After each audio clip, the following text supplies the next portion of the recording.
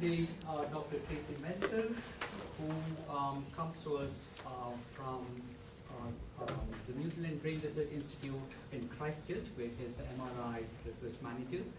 And he also is a research fellow in the Department of Medicine at the University of Otago in Christchurch. So Tracy is originally from the US. He has a BA honors in physics from the University of Montana, and a BSc honors in medical physics and a PhD in medicine from the University of Otago. His research focuses on using imaging techniques to study cognitive impairments in Parkinson's disease and other neurodegenerative conditions. He also carries out a number of studies in neurology, looking at things like child development, traumatic brain injury, post-traumatic stress syndrome, and so on. Tracy's got a number of honors and fellowships, of which I think the most important are health sciences postdoctoral scholarships from the Charles Turkus scholarship, and HRC Emerging Researcher First Grant. So he's going to talk to us about a longitudinal study on Parkinson's using MRI.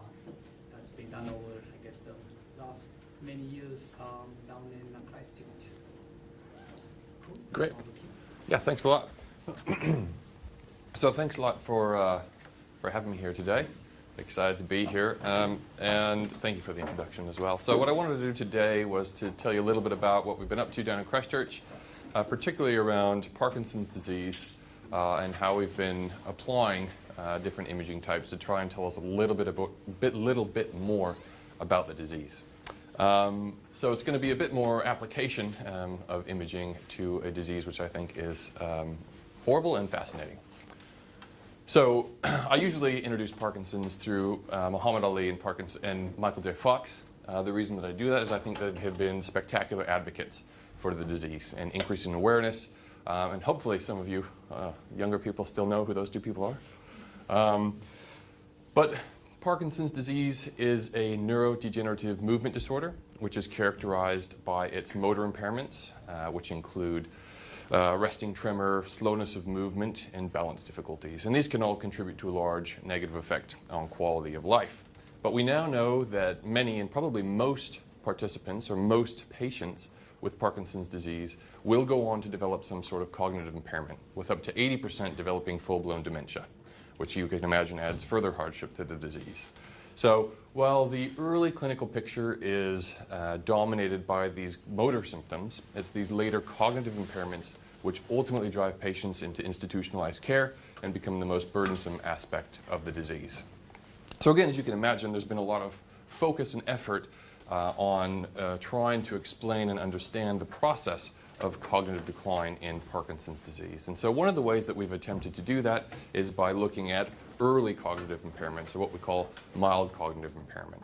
So the idea being that this group of patients is at an increased risk for developing dementia. So if we can characterize those patients, identify those patients, we can then select them out and enter them into new interventions. Right? So in our hands, we've used some neuropsychological testing to try and characterize early impairments in Parkinson's disease, and we've been able to identify a group which we classify as having mild cognitive impairment. Now, if we follow them up for about 4 years, what we're seeing is just over 50% of those patients will go on to develop dementia within that 4-year period, right? Which is encouraging in that we can identify this high-risk group, but at the same time slightly frustrating because you're only picking up half of those individuals, right? So we're missing a lot of people who don't, or we're picking up a lot of people who don't develop dementia, and we are missing a few people who actually do go on to develop dementia, right? So another further complicating factor here is that time to dementia is incredibly variable in Parkinson's disease, right? And that can happen anywhere from 2 years after diagnosis to 20 or 25 years. And we don't know who will develop dementia when. Right? So that's one of the complicating factors with Parkinson's disease. Now, while Neurocognitive testing can actually help us, as I mentioned, identify who we think are at increased risk. It's obviously not the entire story because we're missing individuals, and half of those individuals don't go on to develop dementia. So that's where a lot of the work that I'm about to tell you about comes in, right? So we think that imaging may in fact help us learn a bit more about what's happening in the brain and eventually help us identify those individuals who are at increased risk of developing dementia. So we use, over the past few years, we've used two imaging modalities to take a look at the brains of patients with Parkinson's disease. We use MRI, and more recently we've started looking at positron emission tomography. So now I know most of you are probably going to be familiar with a lot of these imaging techniques, but what I thought I would do is I'd just run quickly through the different types of MR that we're using in the sample and what they can actually tell us about the brain. So quick reminder, MRI is an imaging technique which uses powerful magnets and radio frequency waves to create detailed images of the body, and obviously in our case we're interested in the brain. And many people will tell you the greatest thing about MR is that it's non-ionizing, right? It uses no damaging radiation, which is great, but I would argue that probably the most exciting thing about MR is its flexibility, right?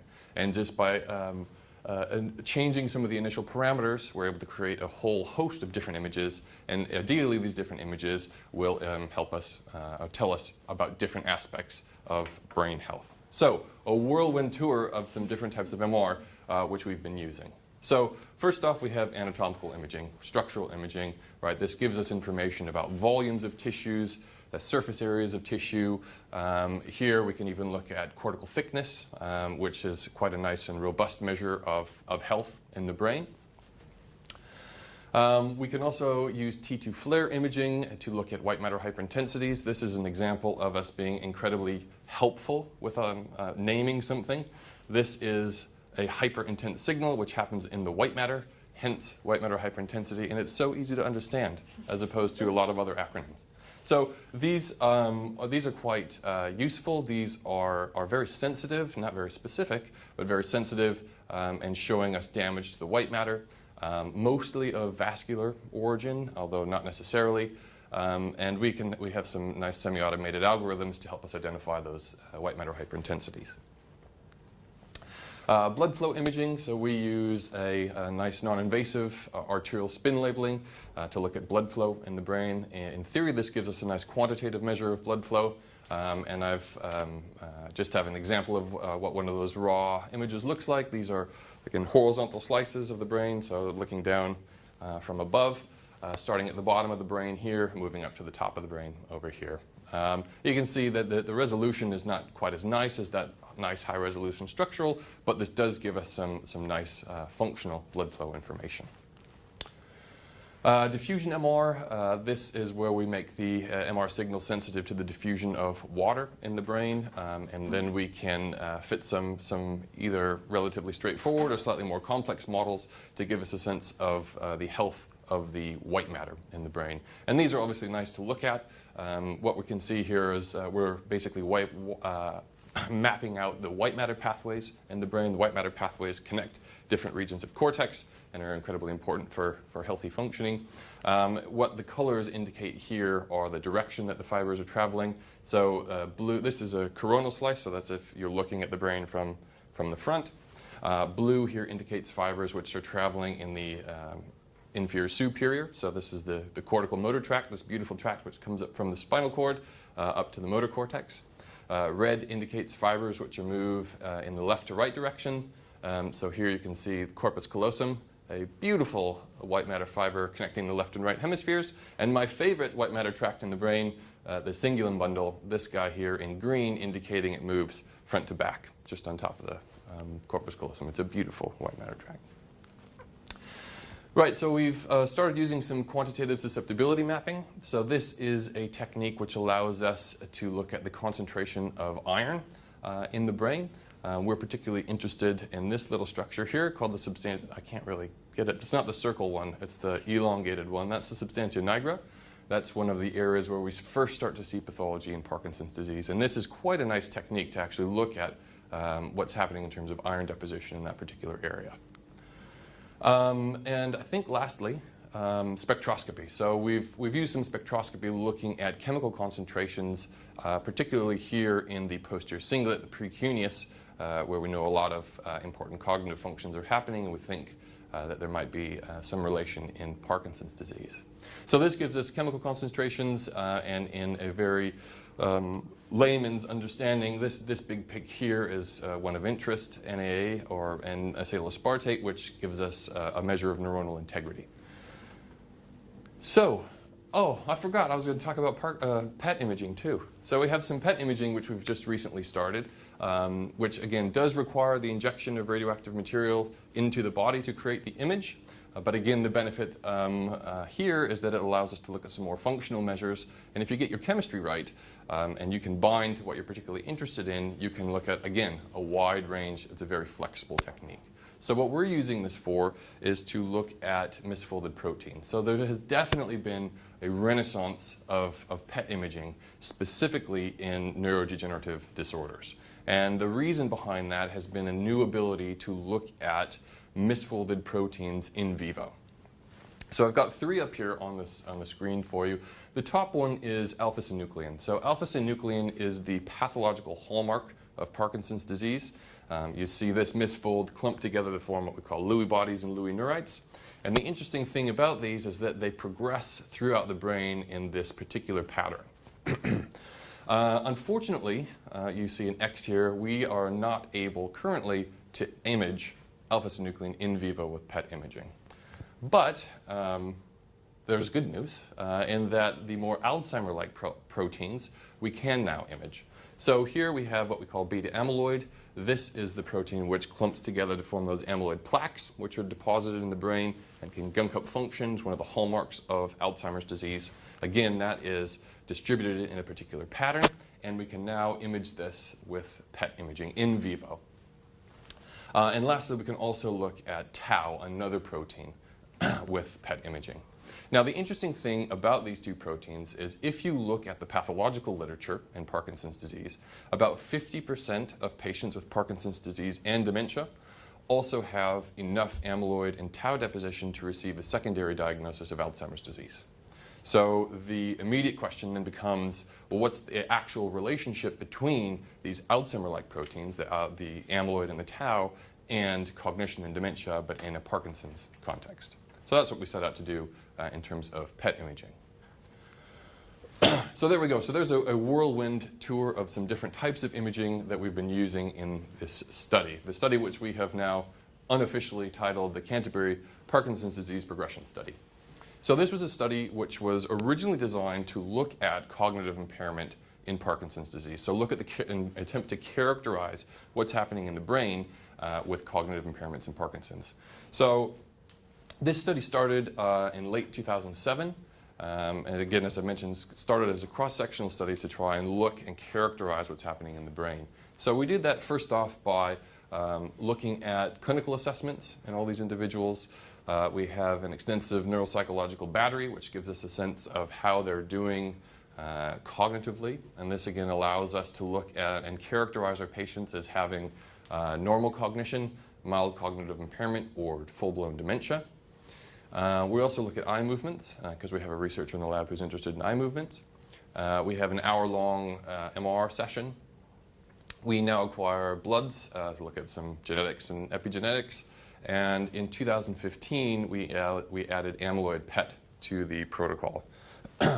And in terms of longitudinally follow these individuals, we try to follow them up about every 2 years. In some instances, we've seen them at a shorter time period, but our 2-year follow-up is our benchmark, which we try and follow.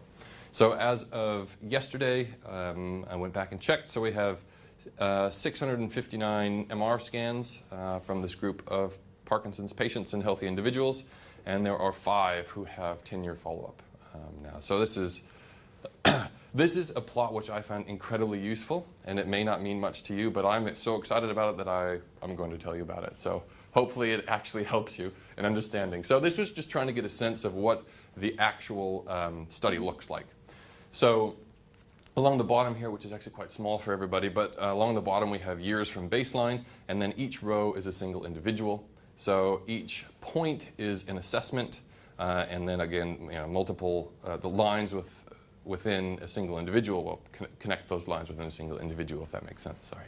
And color is actually indicating cognitive status. So basically, you can see we have many more Parkinson's patients than controls. So these are controls, these are Parkinson's. We've had a kind of a second study which was tacked on a few years ago, and we've only actually seen those individuals once, but all these individuals have been seen multiple times. And so what you can see is there's this cluster of points around 2, 4, 6, 8, all the way up to 10. So we've done pretty well at seeing them every 2 years. And essentially what I wanted to show here was that we do get a fair amount of attrition. One, this is an ongoing study. Two, these are elderly Parkinson's patients, so we've had a fair number of deaths. We have a fair number who have moved into residential care, so we don't actually scan them anymore. We do go out and try and see them to assess them cognitively. But that's just to give you a sense of the scope of the study. Okay, so what I'd like to do now is tell you about some of the findings. So I'll start off with some PET imaging, some amyloid PET. So here's 2 examples. Along the top, we have a horizontal, sagittal, and coronal view of an individual here. This individual is what we call amyloid negative.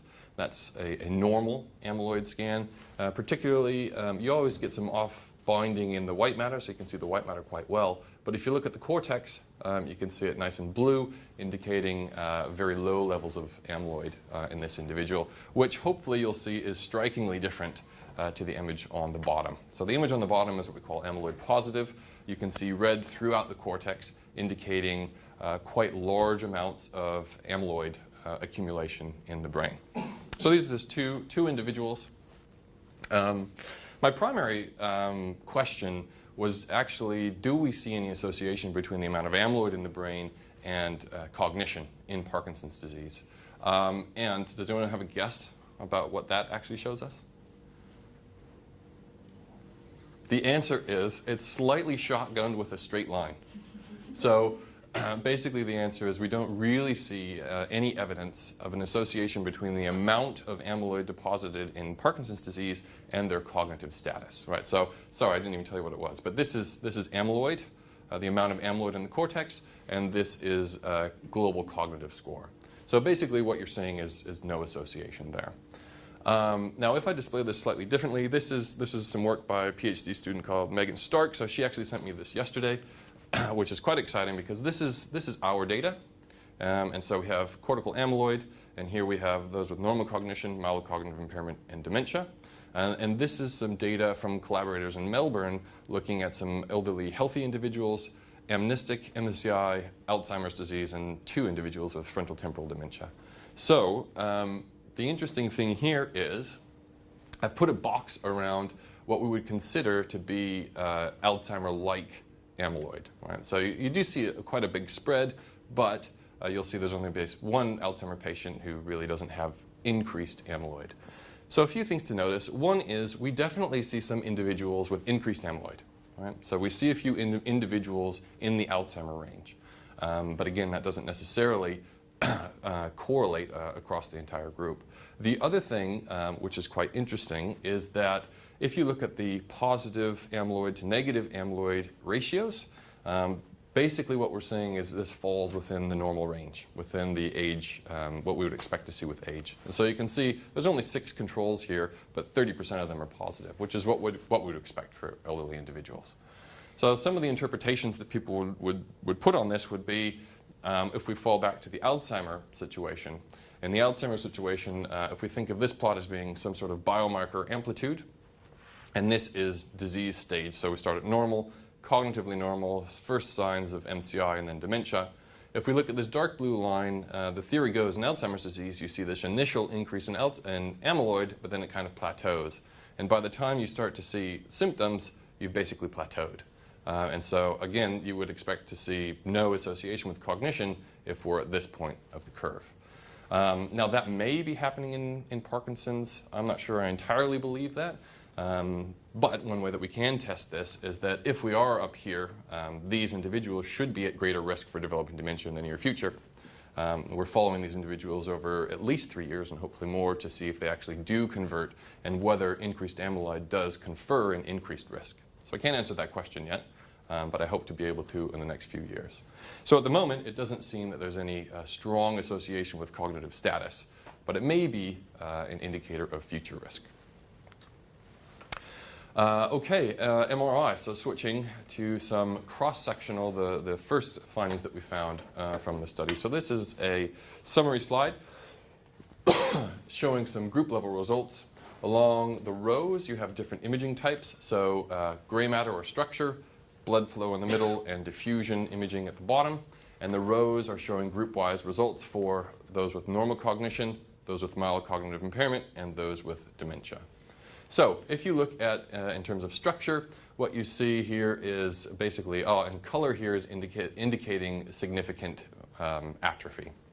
So in those with normal cognition, those with mild cognitive impairment, we are not seeing any evidence of a loss of tissue. However, once you move over to dementia, we start to see a fair amount of loss of tissue in the dementia group, which is a different situation to what we see in blood flow. So in terms of blood flow, once again, those with normal cognition were indistinguishable from healthy individuals, but this time you start to see quite widespread reduction in blood flow, both cortically and subcortically, in those with mild cognitive impairment and dementia.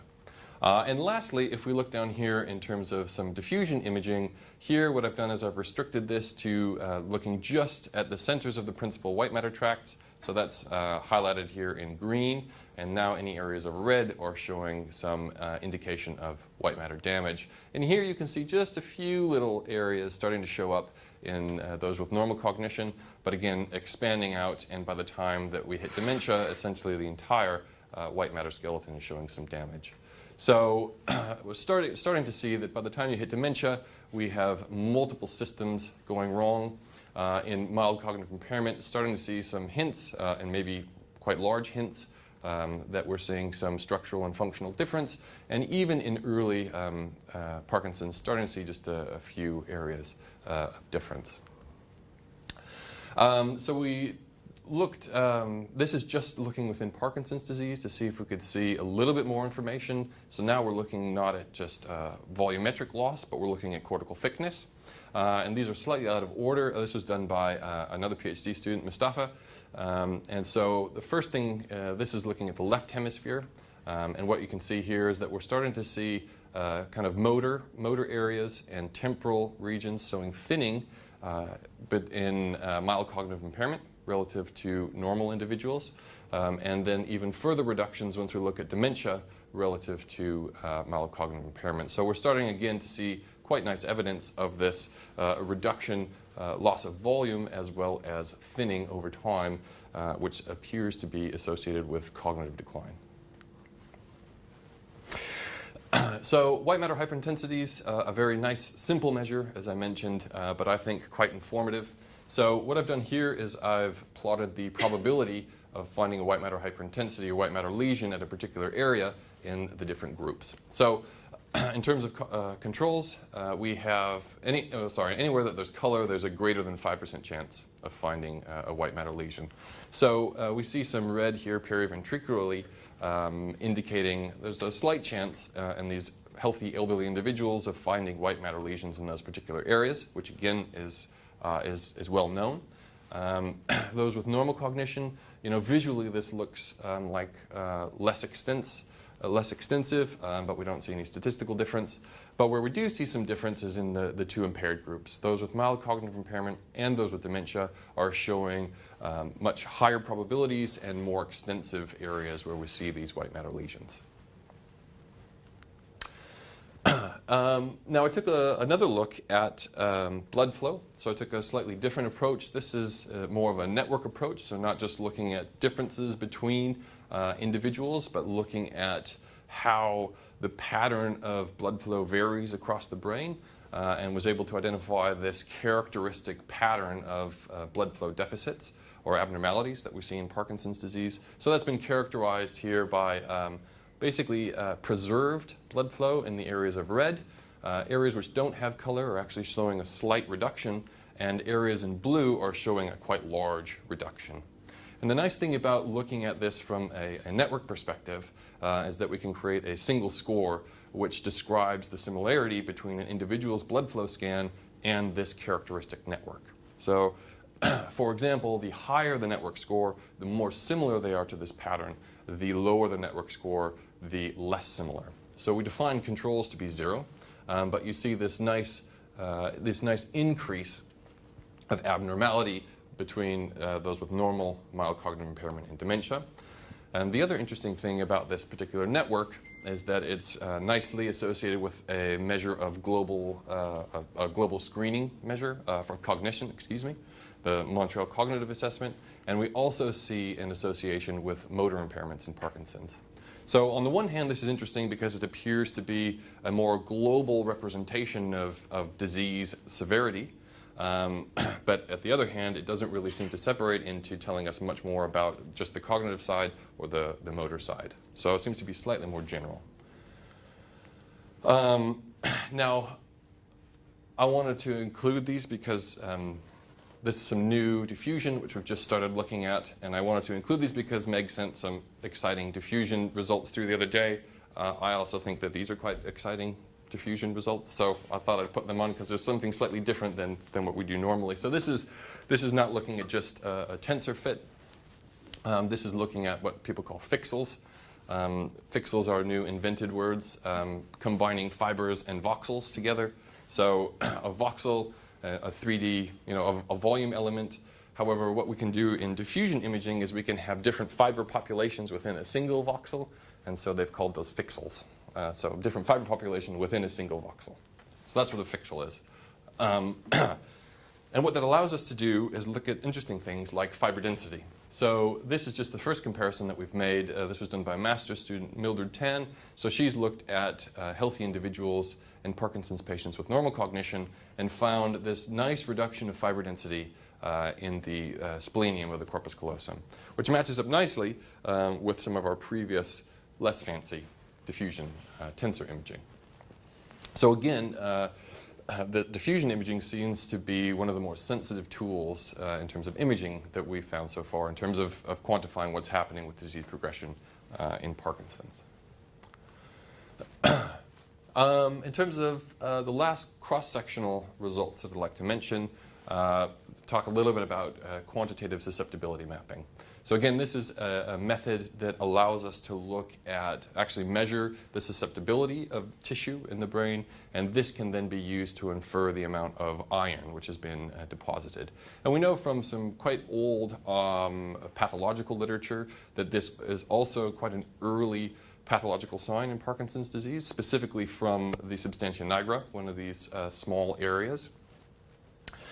But just something to note is the quite handy and nice contrast that you see in the basal ganglia. So the basal ganglia are these nice gray matter structures down here in the center of the brain, which you can see here and here.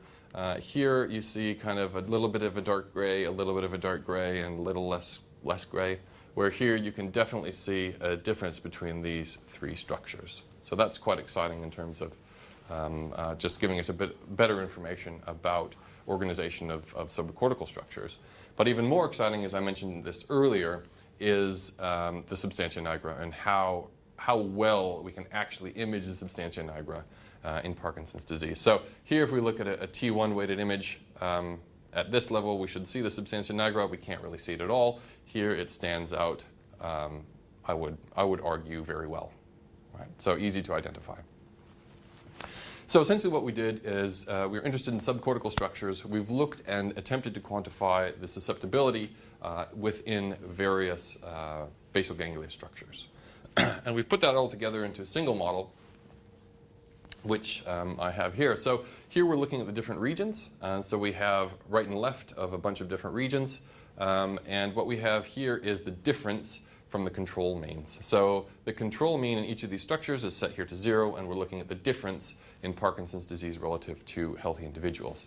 And this is actually the estimated mean from the Parkinson's group and 95% confidence intervals. So what you can see is lots and lots of no evidence of difference, except if you come back to where we see increased susceptibility, increased iron deposition, that is specific to the substantia nigra. So giving us some initial evidence that, well, A, the technique is working, which is quite nice, but B, also starting to get some estimates of iron deposition in these subcortical structures. And I asked the question whether, I just wanted to show you, so these are just estimates and hiding data with estimates and confidence intervals, but thought I would actually show you what the spread of the data looks like, right? So while we definitely do get some significant group differences, you can see there's a huge spread of data between controls and Parkinson's disease. And if we then look at that in terms of cognition, so now we have susceptibility here on the X, that same global cognition on Y, and I think this really is the definition of a shotgun pattern. There's no lines here. This is just a really nice spread of data. So no real evidence that we're seeing any association between cognition and iron within the basal ganglia. But I do think this does show some evidence that we are seeing a disease-related iron deposition in Parkinson's. Another interesting thing about quantitative susceptibility mapping, and something that I'm particularly interested in, is potentially two other measurements that we can get from this. One is, it doesn't really come up too well on this, but we can, there's a few little black dots here in the caudate. Those black dots, we can interpret those as being microcalcifications. And also, if we get these hyper-intense regions, we can interpret those as being microbleeds. So potentially a method to start looking slightly easier for microbleeds in the brain. So there's a fair potential left for QSM. Okay, so I've told you about some cross-sectional findings, differences between the groups. But obviously, this is a longitudinal study, so the interesting stuff really comes to the fore, I think, when we start to look at what happens over time and can we track progression over time. So firstly, let's take a look at some spectroscopy measures. These are particularly from the posterior cingulate, this red area, posterior cingulate precuneus. So when we started the study, there were one or two little studies suggesting that this is going to be the most important area and the most important measurement in understanding Parkinson's. That was slightly overstated. But it seemed like maybe this would be a good idea. So we took a look. Here I'm showing data up to 4 or 5 years. So what we have is a measure of, you can interpret this as neuronal health. So higher the value, the better. Lower the value, worse. We have time in years here on the x-axis. And we've broken this up into just the healthy controls here, those with normal cognition, mild cognitive impairment, and dementia. You'll notice we actually didn't follow those dementia participants up. At the beginning of the study, this was an endpoint, so we didn't actually follow those individuals. However, we've kind of changed tactic now, and we're continuing to following up the dementias with at least a short cognitive assessment. Okay, who wants to have a guess about the main finding here? Right, so I'll let you in on a little secret. There's a bit of noise in the data here. So, right, you've got controls that start high and go down, start low and go up. We're getting a lot of variability, right? So basically, we're not seeing anything here. And what we concluded from this was that we don't actually think that measurements from the posterior cingulate in terms of spectroscopy are a useful clinical measurement of cognition in Parkinson's disease. So that was actually practically very useful for us. We discontinued, or a fancy word for saying stopped. We stopped running spectroscopy, and we replaced it with the QSM. So QSM is slightly more exciting. I think that we have demonstrated this is probably not that useful in following cognition in Parkinson's. Right, back to white matter hyperintensities, simple yet good, right? So again, looking at, you can think of these as being kind of vascular in origin. So here is a cherry-picked example from one individual. So this individual entered the study at baseline. This was a Parkinson's patient with normal cognition. And so you can see some of the white matter damage here. This was about 5% of the white matter. We saw, excuse me, this person again 2 years later a little bit more of the white matter affected. At year 4, this person had developed dementia. You can see some atrophy here at the back of the brain, and I hopefully can convince you that there's actually visually a bit more white matter if you look particularly here and here. So a bit more damage occurring in that individual. So that's obviously a cherry-picked individual where I can actually show you what was happening. So what does that look like in the full sample? It looks something like this. So what we're looking at here, y-axis is white matter hyperintensity volume, so just the total amount of white matter lesions in the brain. And along x we have age in years. So if you can't see that, it starts at about 50 up to about 80. Controls are at the top, Parkinson's are at the bottom. Color indicates cognitive impairment, so blues are controls, greens are Parkinson's with normal cognition, orange mild cognitive impairment, and red are those with dementia. Single points are scans that they've had, and again, scans within a single individual are connected by lines. So the first and strongest thing that we found with this analysis was age, right? So we see healthy individuals tracking along through their 50s and their 60s, and at some point we see this large increase in white matter hyperintensities. Again, this is well documented, well known, but the situation is slightly different in Parkinson's disease. So it's quite noisy here, but maybe you can convince yourself that maybe this has been shifted left a little bit, maybe. If we look at the stats, what we see is that yes, in fact, Parkinson's patients have increased volumes of white matter hyperintensity. We see that they gain white matter hyperintensity volumes faster over time. And also what we see is that it's not necessarily Parkinson's per se that increase faster over time. So Parkinson's with normal cognition are virtually indistinguishable from healthy controls. It's those individuals who begin to show cognitive deficits and cognitive decline which are really showing the accelerated increase in white matter hyperintensities. And then to bring that back, and just one more exciting thing, those individuals with higher white matter hyperintensities, so let me rephrase that, those individuals that later went on to develop dementia, if you come back in time, those were individuals who had higher levels of white matter volume, white matter hyperintensity volumes. So again, starting to begin to show a picture of a measurement which tracks not only disease but also cognitive impairments and decline over time in Parkinson's. But one measure which is actually particularly potentially more interesting, or at least the results are better, is anatomical imaging.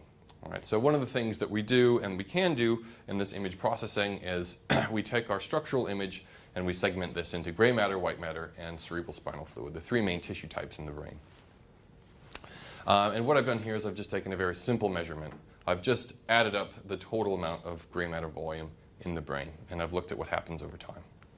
And so we see something basically the reverse of what we saw with the white matter hyperintensity. So here, gray matter volume, again, age, and the color scheme is the same.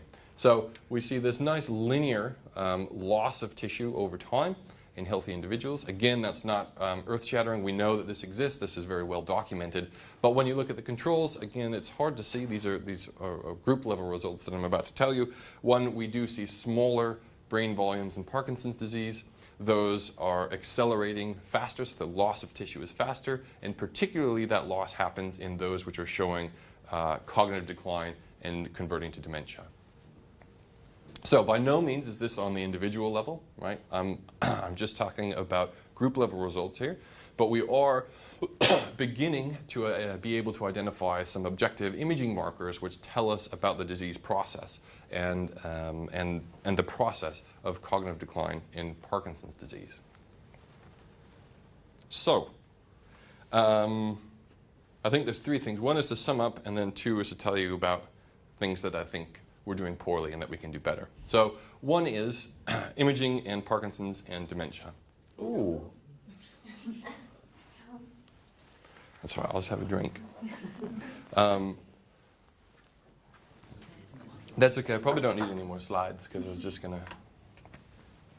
So I basically had three panels up there. Oh, I had 3 panels up there. There was one on the left where I just wanted to summarize and say, I think that in some instances we have used a number of different imaging techniques and robustly shown that they don't tell us anything about progression of cognitive impairment in Parkinson's, right? And so I think that was spectroscopy. I didn't present any resting state, but there's a question mark over that one yet. That's why I didn't talk about it. I think there's another kind of a group in the middle where we have some quite interesting preliminary, well, not preliminary, but cross-sectional results, at least at the group level. So we're showing differences in iron. We have some hint that the diffusion is going wrong. And what do I have? Oh, blood flow. Yeah, there's some blood flow. I'm working on the longitudinal blood flow stuff at the moment. But then I also think there's a category, the farthest right, the last ones I talked about, white matter lesions and gray matter, where yes, in fact, this is linked to the progression of the disease. It can tell us something about the progression, and ultimately we hope to think that it will tell us about the conversion to dementia.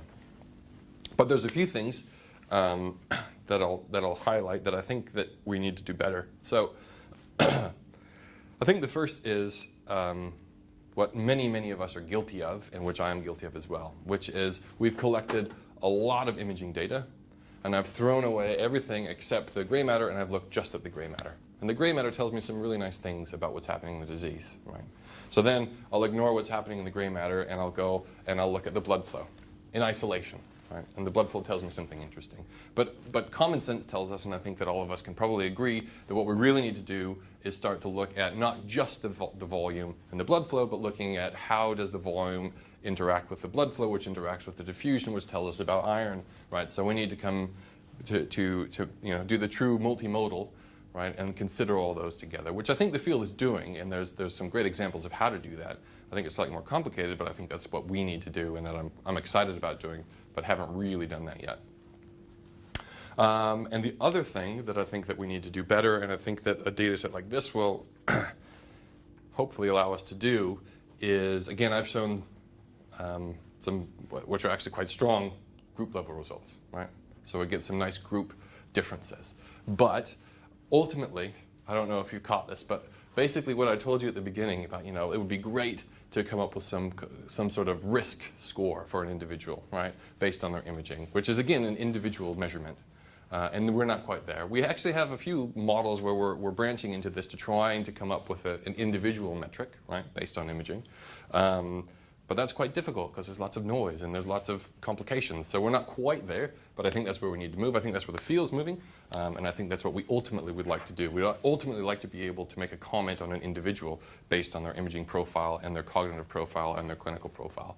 So trying to combine all those things together, I think, is a difficult job, but an exciting job, and one that I think what we should strive for. So I think that's where we're moving in some of those, about where we're moving in the future in the broader sense. And as an example of that, well, you can't really see it, but I'll do it anyway. Maybe 4 of you can see it. So my last slide, which is what I wanted to tell you about, a new study which is now able to start because of an installation yesterday.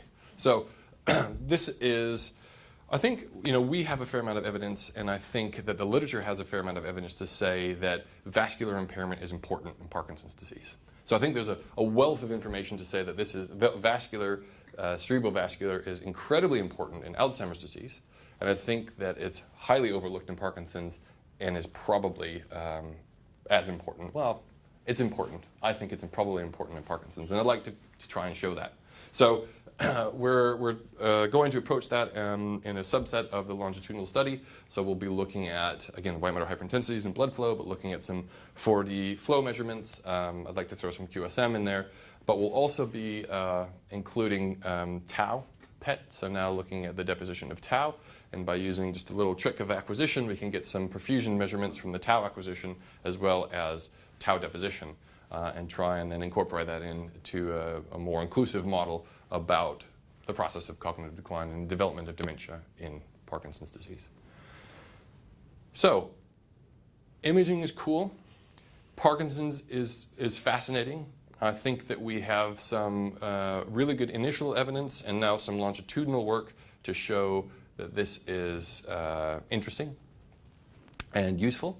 And I hope that we can continue to move it forward. And then my last slide was about lots of thanks, because this is quite a big team. Right? We have neurologists and psychologists and physicists and a bunch of people involved, so that they all make it possible. So special thanks to them and some of the students who did some of the work that I presented. So that's all I wanted to tell you.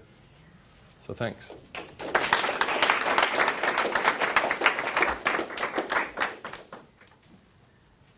Thanks, Tracy. So we do have time for questions. Can you talk a little bit about what's known about the causes of vascular change in Parkinson's and Alzheimer's? If you look, is it at the capillary level, is it the arterial level? What's the nature of the damage to the endothelial cells? I can't answer that question specifically, but I would probably answer it with a more umbrella response, saying that I think that you could probably find evidence at almost every level of the vascular tree. So, I mean, I know that there's been one really nice paper recently, which has actually started down at the carotids, moving up and showing, pulsatile differences, elasticity. Elasticity of the big vessels is affected in Alzheimer's disease. I don't, off the top of my head, have any information about the actual, the capillary bed. My guess is that it's probably a similar situation. What about histology, pathological histology with cadaver images? Yeah, Alzheimer's off the top of my head, I don't know. There's some nice work up here in Auckland in Parkinson's disease, specifically looking at the loss of capillaries in Parkinson's disease, not only in terms of number, but also a shrinking of the arterioles and the capillaries, the actual dimensions. But I'm not quite as familiar in Alzheimer's as I am in Parkinson's. So my guess is that work exists. My guess is you're going to be able to find examples throughout from carotid down to capillary bed, but I don't have that evidence at hand. I was curious about the role of iron. So what exactly do you think iron is doing? So I think my understanding is that iron is actually involved in a lot of different cellular processes. And the exact origin of the iron that we see deposited in the substantia nigra, I think there's been some pathology which actually shows elemental iron as being deposited in the substantia nigra, but I also think that you get some more molecular ferritin and other iron-containing things, which also go wrong. And you can't actually. Your body can't store iron very well. It just uses what it needs.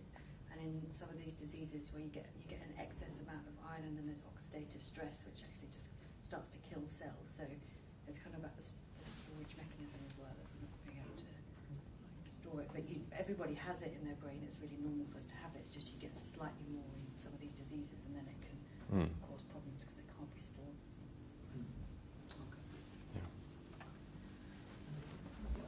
So Tracy, this is probably like an irrelevant sort of question, but is the idea in Parkinson's that this vascular pattern of change is generated as a result somehow of Parkinson's disease, or have you got two processes happening together, and because there's Parkinson's going on, they're very vulnerable to showing the effects of the vascular changes because it's like a double whammy? Yeah, that's.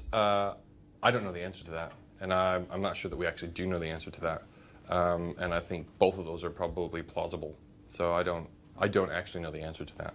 I don't know if it's a consequence or a cause, or just, as you say, not just a double whammy, but a multi-system whammy that they're doing okay, but their cholinergic system's down, their dopaminergic system's down, and then all of a sudden you have a few cardiovascular, cerebrovascular things going wrong, and then it snowballs, and then the alpha-synuclein accelerates the amyloid, which accelerates the tau, and so, I mean, it's probably that situation, but the root cause of that, I don't know.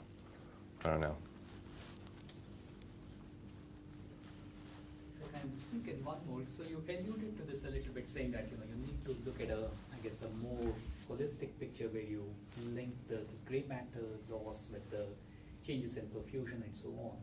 So have you looked at, or have other people looked at the correlation? Because you've got all the data from the same individuals. So just a straight correlation between gray matter and blood flow, Yep. or whatever. Yeah, I've looked at some of that, and it's not an R squared of 1, but it definitely exists. So there definitely is similar information, but I think that there's unique information across both of those. I mean, as an example, if we go back to the amyloid, there's those individuals with mild cognitive impairment who have high levels of amyloid. That's probably not good, right? I mean, in any case, it's probably not good. But that may be important in those individuals, but maybe it's not in some of the other individuals. I mean, I don't know the answer to that question, but I think surely there's unique information in these different imaging modalities that we need to harness and utilize better. And I think with your, with the longitudinal study, it looked like there were temporal differences. At least it was suggestive that maybe the diffusion tensor changed earlier than the perfusion, and then the structural changes showed up later than that. So does that maybe hint at some cause and effect scenario? And is that something that you could possibly, infer?